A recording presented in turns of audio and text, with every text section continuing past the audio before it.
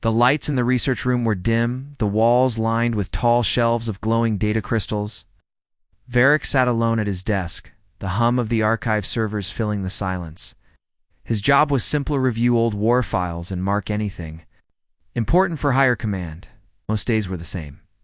Battles he had already studied, victories for the Empire, nothing unusual. But today his scanner picked up something strange. A file appeared on his screen without a proper label. No date, no battle name, no commander listed. It only had a single code level black. That classification was rare, used for the most dangerous or forbidden material. Even in his training, Varric had been told not to open such files without permission. But this file wasn't locked. It was. Waiting, he looked around. The room was empty. The security cameras in this corner had been broken for months and never repaired. If anyone found out, he could lose his job, maybe even disappear. But curiosity pulled at him harder than fear. Slowly, he tapped the access key. The screen flickered. The static hissed through the speakers. Then the image cleared, showing a battlefield. Smoke and fire covered the horizon. The ground was littered with broken machines, most of them alien war drones, their metal bodies torn apart in ways Varric didn't recognize. And then he saw it. One figure walking through the chaos. Humanoid. Armor scorched, helmet dented, but still moving with calm, steady steps.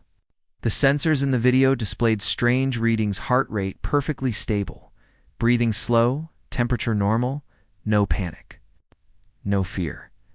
The soldier reached the camera's position. Varric expected a squad of humans to appear, but there was no one else. This human was alone. A voice came from the speakers, calm and steady. Log begins now. For the record, the human turned, firing a rifle with impossible precision. Each shot hit an enemy before they even had time to aim. Then he switched to a blade, moving so fast that the drone seemed frozen in place. The battle ended in minutes, silence returning except for the crackle of fire. The human looked directly into the camera, as if aware Varric was watching, even now, years later. Engagement 1, he said. They were not ready for me. File ended abruptly. No summary, no casualty report, just darkness. Varric leaned back in his chair. His skin felt cold. The Empire's war records were always detailed, maps, numbers, victories celebrated. But this file was different. It didn't show strategy. It didn't explain how the human fought like that. It didn't even record the name of the planet. He knew he should delete the record from his list and move on, but something inside him whispered to watch more. When he checked the data crystals folder, he found several more files, each marked with a number. File 2 was there, ready to open. His hands hovered over the console. If he watched another one, he would be breaking not just archive rules, but Imperial security law. Still, he tapped the key. The new file began with a starfield. An alien fleet approached, a lone human ship. The scanner showed the human vessel was smaller, slower, and lightly armed. The alien commanders spoke in the background, laughing. They told the human to surrender. The human's reply was simple. Log begins now. For the record. The battle that followed should have been impossible. The human ship didn't fire constantly, fired only at exact, perfect moments. Enemy ships fell one by one, not because of heavy weapons, but because they were tricked into colliding with each other, drawn into their own minefields, or forced into dangerous orbits. In less than 10 minutes, the flagship was drifting, powerless. The rest of the fleet retreated. Varric paused the video. This wasn't about superior firepower. The human had played them, forced them to make mistakes. And he'd done it without fear. Suddenly, Varric's console beeped. A new message appeared on his private channel, one that should have been impossible to receive in the secure archive. The text was short, but it made his scales crawl. Stop watching, or you'll join the dead. His eyes darted to the empty doorway. The room was still silent, but now the silence felt dangerous. The message had no sender listed, no source code. Now someone knew what he was doing. Someone was watching him. He closed the file, but his mind wouldn't let go of what he had seen. A single human, fighting alone, dismantling fleets, moving through battles like a predator among prey. And there were more files. How many? He didn't know. But if the warning was real, finding out could cost him more than his career. Still, the image of that calm soldier burned in his mind. The way he had looked into the camera as if speaking to Varric directly across time and space. As if inviting him to see the truth, Varric's claws hovered over the access key again. His pulse was fast now, but not from fear. He needed to know. Whatever was in those logs, it was something the Empire didn't want anyone to see. Something that had been buried in the archives for a reason, and he had just decided to dig deeper. The door to the archive room hissed open behind him. He turned sharply, but the doorway was empty. The lights flickered once, then steadied. He didn't notice the small black drone that had just attached itself to the far wall. Its lens pointed directly at him. Varric opened the next file. The screen lit up again, and static faded into a dim, gray image. A wide view showed a massive alien fleet drifting through the darkness of space. Dozens of capital ships formed a wall of steel and light. At the center, the flagship gleamed, its hull armed with enough weapons to turn a planet into dust, and, facing them, only one human ship. Small, old, its armor patched in places. No escorts, no reinforcements. Varric heard the alien commanders in the background of the recording. Their voices were confident, amused. They mocked the lone vessel, telling it to surrender and promising a swift and merciful destruction. Some even bet on how long it would take before the human begged for its life. Then, through the coms, the human's voice came, calm, steady, almost cold. Log begins now, for the record. In the corner of the screen, battle sensors flashed. Warnings. The alien fleet locked weapons. Their targeting systems marked the human vessel from every angle. The human ship did not move, at least, not at first. Then, with impossible precision, it slipped between the firing arcs. Lasers missed by meters. Missiles drifted past harmlessly. Their guidance scrambled. One alien cruiser tried to flank the human ship, only to be pulled into the gravity wake of a nearby moon. Another ship was lured into its own minefield. The mines detonated, destroying 3 vessels instantly.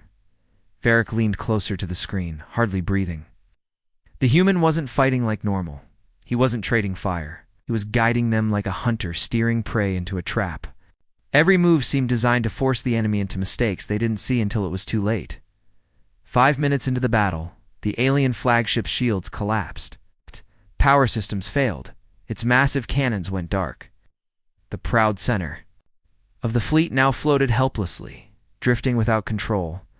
The rest of the fleet broke formation. Some ships turned to flee. Others tried to regroup, unsucceeded. The human didn't chase. He didn't fire wildly. Every shot he took ended in destruction. In less than 10 minutes, the alien fleet was gone, destroyed, crippled, or fleeing into the dark. The human ship, still moving calmly, began to drift away from the battlefield. Then the human's face appeared on screen. Helmet visor cracked, a faint smear of blood on his cheek. His eyes were sharp, unblinking. 12 ships, he said. They thought it was enough. The video ended.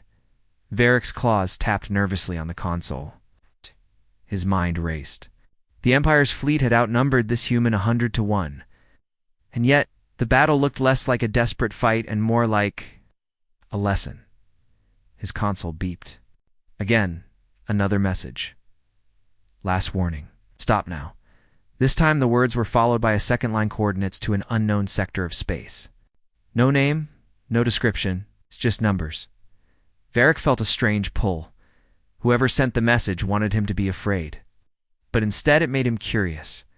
The human in the logs wasn't just a soldier, he was something else. Something the Empire had tried to erase. And Varric knew, even as his claws moved to open the next file, he wouldn't stop. The lights in the room dimmed again. The hum of the servers seemed louder now. Somewhere above him, faint and distant, came the sound of metal. Scraping, the third file began to load. The recording started in darkness, with only the sound of alarms echoing through the speakers. Harsh, Metallic voices shouted orders in an alien language, overlapping with the high-pitched scream of emergency sirens. Then, red warning lights flashed across the screen, revealing the inside of a massive prison complex. The camera feed shook as security drones rushed past. In the background, explosions thudded through the walls. The view switched to a cell block rows of reinforced energy cages holding prisoners from dozens of species. Every inmate looked terrified, except one, at the far end, in a heavy security cell meant for the most dangerous war criminals, sat a human. Shackled to the wall by chains thick enough to anchor a battleship. His head was lowered, his hair shadowing his face. Two guards aimed heavy plasma rifles at him, their claws trembling. The door to his cell slid open. An officer shouted at him to stand. The human did not move. Then the lights went out. Darkness swallowed the screen for a heartbeat. When the emergency power returned, the guards were on the floor unconscious, their weapons gone. The human stood free, the chains lying broken at his feet. "Log begins now." "For the record," he said. The next moments moved so fast Varric had to replay them twice. Security drones floated in, weapons primed, but their targeting systems glitched, and fired at empty air. Doors sealed themselves shut without warning. Power conduits overloaded, plunging entire cell blocks into shadows. The human didn't run toward the exit. Instead, he moved down the rows, unlocking cells one by one. But not all prisoners were freed, only the ones who stepped forward when he asked a single question. "Will you fight?" Dozens joined him. They took weapons from fallen guards, moving like a silent storm through the prison. Control rooms fell in seconds. The watchtowers went dark. Alarms blared. But no reinforcements arrived. The prison's long-range comms had been cut. Varric realized the human's goal wasn't escape, it was recruitment. He was turning the prison into his army. The final part of the recording showed the human leading the fighters into a hangar filled with stolen ships. He looked back at the camera at whoever had been recording and spoke. "Next stop, your capital." The screen went black. Varric sat frozen. His throat felt tight. This was no ordinary soldier. This was someone who planned years ahead. Someone who didn't just fight battles, he created wars from nothing. Another message appeared on his console. "You've seen too much." The power in the archive room flickered. In the reflection of the darkened screen, Varric thought he saw movement shadows. Shifting behind him, the next file began to load on its own. The recording opened with a breathtaking view, an alien capital world, glowing like a jewel in the blackness of space. Towers of crystal and steel reached for the clouds, each one a monument to the Empire's power.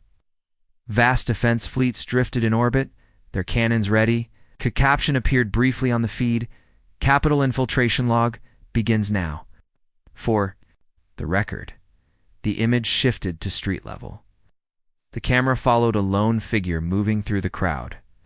The human's armor was gone. He wore plain clothes, blending among merchants and travelers. No one noticed him, not yet. Varric knew this was impossible. The Empire's capital had the most advanced biometric security in the galaxy, scanners on every street corner, drones hovering above every building. No one unauthorized could step foot here without being detected in seconds. But the human walked freely. The scanners blinked green as he passed. The drones ignored him. It was as if the city itself believed he belonged. The recording cut to the inside of a transport tram. The human sat quietly, his reflection visible in the glass. A faint smirk crossed his face as the tram entered the government sector, a place even most citizens never saw. Moments later, the feed switched to a view of the Central Council chamber. 12 of the Empire's highest-ranking war leaders sat around a great circular table, their voices low and tense. The doors burst open. The human stepped inside. Security drones moved to intercept, but each one froze midair, their systems dead. The war leaders rose, their faces a mix of shock and rage. The human spoke only one sentence. "You've taken enough from my people. Now you will listen." The recording did not show what happened next. The video skipped ahead several hours. The chamber was empty except for the human, who walked out without a scratch. The war leaders were later found alive, but every single one refused to speak about what had happened inside that room. Some resigned, others vanished entirely. Varric leaned back, unsettled. This wasn't destruction. This was a warning. A message delivered at the heart of the Empire, without a single shot fired. The screen faded to black. A new file name appeared. "The day I almost died." Another message flashed on his console. This one was different. "If you open that file, nothing will save you." Varric's hands hovered over the controls. His pulse was rapid now, his mind a storm of questions. But in the end, curiosity won. The next file began to load. The screen stayed black longer than usual. This time, for a moment, Varric thought the file was damaged. Then faint static crackled through the speakers, followed by the sound of slow, heavy breathing. When the image appeared, it was chaos. The human ship was under fire, its hull shuddering. With every impact, warning lights flashed red across the cockpit. Smoke hung in the air. For the first time in all the recordings, the human's voice was different. Not calm, not steady, but strained. "Log begins now," he said, his tone low. "For the record, this might be it." Varric's claws tightened. On the console, the feed showed 3 alien fleets converging on the human's position. Above the planet below, thousands of orbital mines drifted like a deadly halo. Scanners displayed impossible odds. There was no escape route. The alien commanders spoke over open channels, certain of their victory. Mocked the human, saying, "You've been a ghost for too long. Time to vanish for good." The human didn't answer. Instead, he pushed his ship toward the minefield. Varric's eyes widened. Even the alien crews hesitated, unsure what they were seeing. Entering a minefield under this much fire was suicide. Mines began detonating in great bursts of light, but not near the human. He was weaving through them with surgical precision, triggering explosions at exact moments so the shockwaves slammed into the pursuing ships. In seconds, the fleets were caught in their own trap. Mines tearing through their shields and armor. The human's vessel was battered, almost crippled, but it pushed on, diving deeper into the chaos. When the last alien ship exploded behind him, there was nothing left but drifting debris and the burning outline of a shattered moon. The feed shifted to the cockpit. The human's face was pale, his armor scorched. For the first time, Varric saw sweat on his brow. His breathing was heavy. He glanced into the camera. "I'm not afraid to die," he said quietly. "I'm afraid to fail." The recording ended with a set of coordinates flashing on the screen, coordinates to an uncharted world. Beside them was a single word: origin. Varric's throat felt dry. Origin. Could it mean the human's home? Earth? The Empire had claimed it was destroyed long ago. Another message popped onto his console. "If you value your life, forget what you've seen." Varric didn't even hesitate. He opened the next file. The recording opened to the sight of a dead world. Gray clouds swirled above cracked and lifeless ground. No vegetation, no oceans, only the ruins of what had once been cities.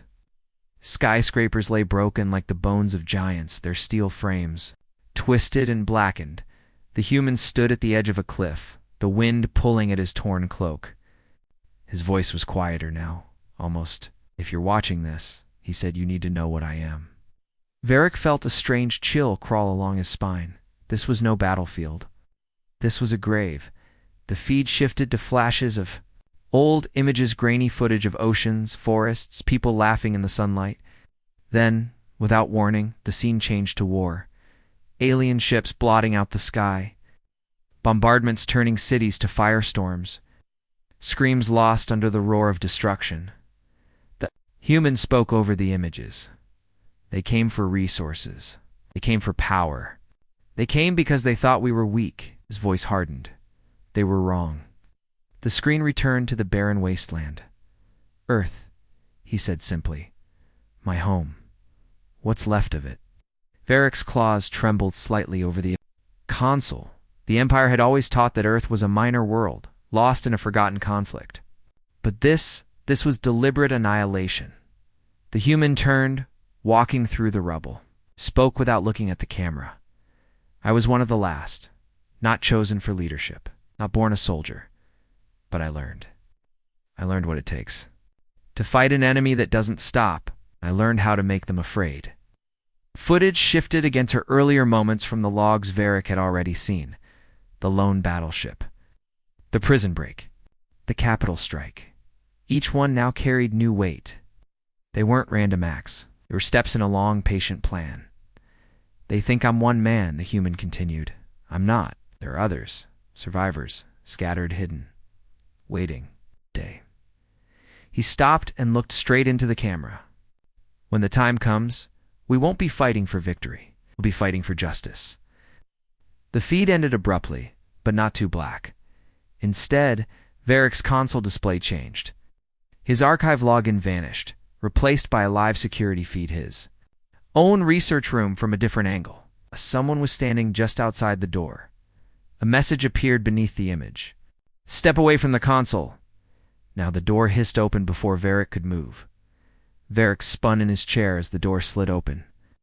Two armored security officers stepped inside, their visors dark, their weapons already raised.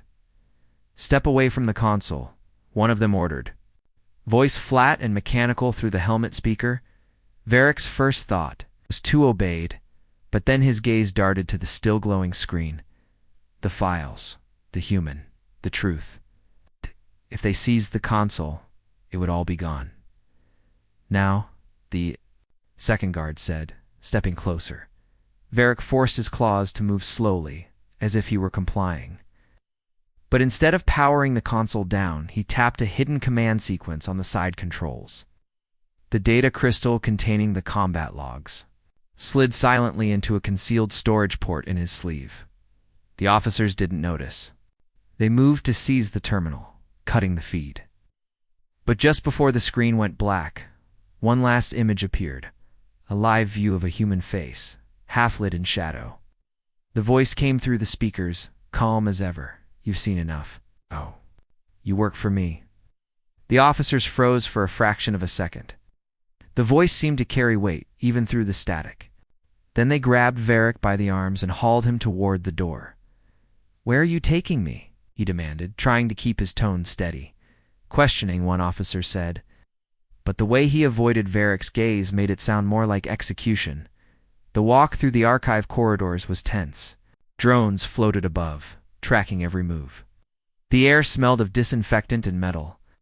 Every sound footsteps, the hiss of doors felt sharper, louder. They reached a docking bay. A small, unmarked transport waited with its hatch open. Varric was pushed inside and strapped into a seat. No windows. Just a dull hum as the craft lifted off. Minutes passed in silence. Then, without warning, the transport jolted violently. The lights flickered. A deafening clang echoed through the hull. Officers unstrapped, moving toward the cockpit. But before they reached it, the hatch behind Varric burst open. A figure stepped inside, helmeted, armored, holding a compact weapon unlike any design Varric knew. Officers raised their rifles, but the newcomer fired first. Both guards dropped instantly, their weapons sliding across the floor. The figure turned to Varric. Time to go, the voice said. Human. Varric's pulse spiked. You're... The helmet tilted slightly. We'll talk later. For now.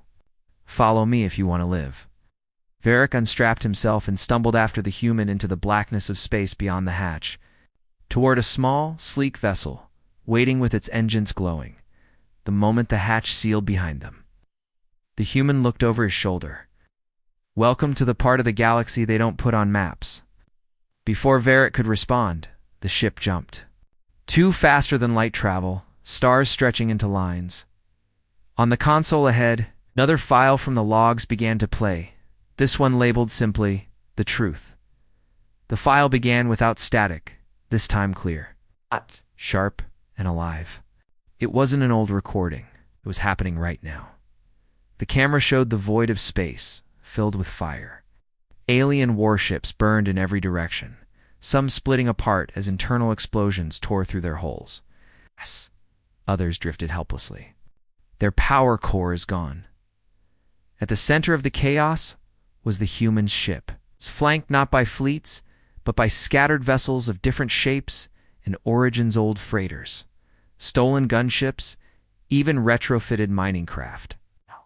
It wasn't an army. It was a patchwork force, and it was winning. Varric leaned closer. The feed zoomed in to the human himself, standing on the bridge. His armor was scarred, his visor cracked, but his stance was steady. He spoke into an open channel, his voice carrying across the battlefield. "This isn't revenge," he said. "This is justice." The Empire's command fleet tried to rally, sending in its heaviest cruisers. The human didn't counter with brute force. He dismantled them piece by piece. One cruiser's engines were disabled by precision strikes, sending it into the path of its own allies. Another was lured toward a small moon where hidden weapons emerged from the surface. Tearing it apart, Varric's claws dug into the armrests. This wasn't just the human fighting. It was everyone the human had freed, every survivor he had found. The prison break, the capital infiltration, the scattered survivors. They were all here, striking together. The feed shifted to the Empire's capital system. Planetary defenses lit up, trying to stop the incoming ships. But the human's voice cut through the comms again, to the Empire's leaders. "This is the price of underestimating us." The capital's shield grid went dark. Its defense fleets disintegrated in minutes. And then, just as victory seemed certain, the human gave an order that made Varric's breath catch no civilian targets. The war wasn't about destroying worlds. It was about breaking the Empire's hold. When the last enemy ship fell silent, the battlefield became eerily still. The human turned to the Cameron, longer speaking to the enemy. "But to anyone watching, the galaxy will remember this day," he said. "And they will remember what humans can do." The feed cut. The bridge of the human ship faded from view. Varric sat back, his chest tight. He realized he had just witnessed the fall of the most powerful empire in the galaxy. And it hadn't been done with overwhelming armies or planet-killing weapons. It had been done with precision, patience, and unshakable will. He also realized something else. The combat logs weren't history anymore. They were recruitment. The human's voice returned one last time, almost like a whisper meant only for Varric. "Your turn." The screen went dark, and the small vessel he was aboard jumped again into the endless stars.